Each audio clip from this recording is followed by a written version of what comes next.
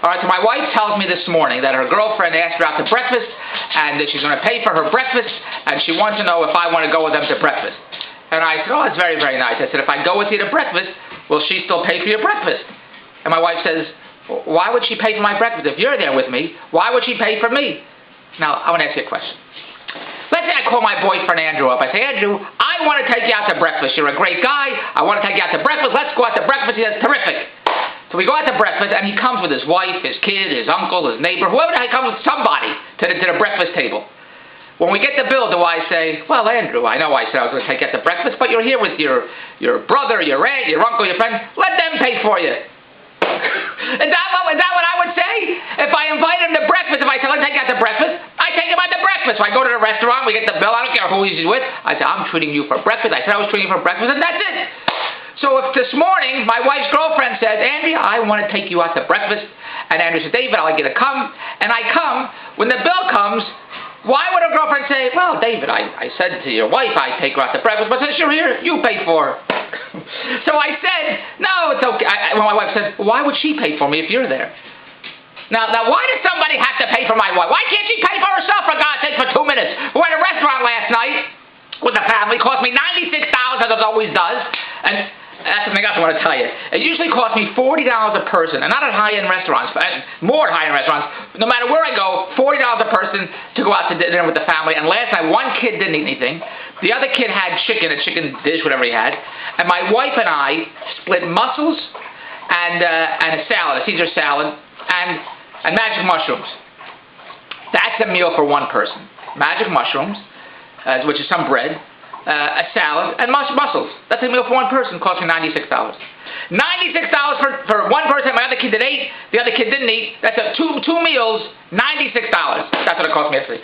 So we're talking about Las Vegas, and I always like to go to Las Vegas for 2 weeks. So my wife says, well, I don't know if I can get off of work for 2 weeks, and we're talking about going away in the summertime. She said, I don't know if I can get off of work for 2 weeks. I said, well, let me know, because if you can't get off of work for 2 weeks, I'll go 1 week with a friend, and then you can come down for the next week with the family. She said, well, do I have to let you know right now? I said, no, let me know whatever you want. And she says, but why do we have to go for 2 weeks? I'd rather go away in March or December and a week in the summer. So I start laughing. And she said, what are you laughing at?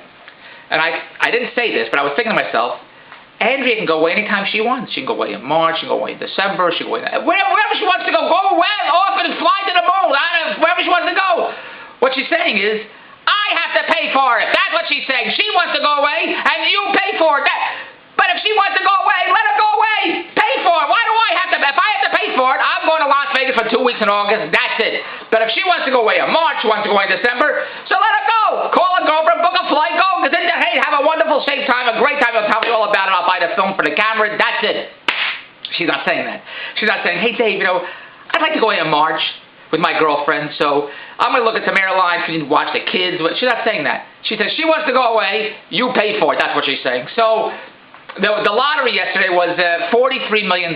She says, oh, you better get tickets. It's she says to me, Dave, I bought 10 tickets. First time I ever bought 10 tickets, because the lottery's $43 million. And I thought to myself, the lottery's been around since the year 1. Since I was a kid, the lottery's been around. The lottery is always at least $1 million. It usually averages $5 million, $6 million. In this case, nobody was winning, so it went up to $43 million. But it's at least always $1 million. Now, at $1 million, if you could win $1 million, why doesn't my wife buy 10 tickets when it's $1 million? Why does she only buy 10 tickets when it's $43 million?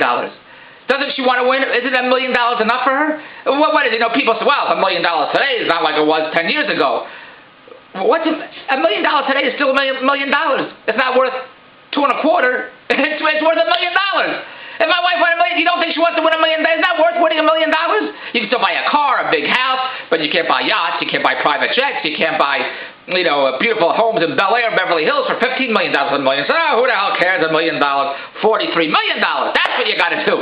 So I don't know why she wouldn't get excited to buy more lottery tickets at $1 million versus $43 million. I don't understand that. So I want you to go to davidbronstein.com and tell me whether it's $43 million, $1 million, $5 million, $10 million.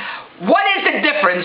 How many lottery tickets? Why won't you buy 10 when it's $1 million or $43 million? $1 million is not a lot of money. I like to have $1 million. Go to davidbronstein.com.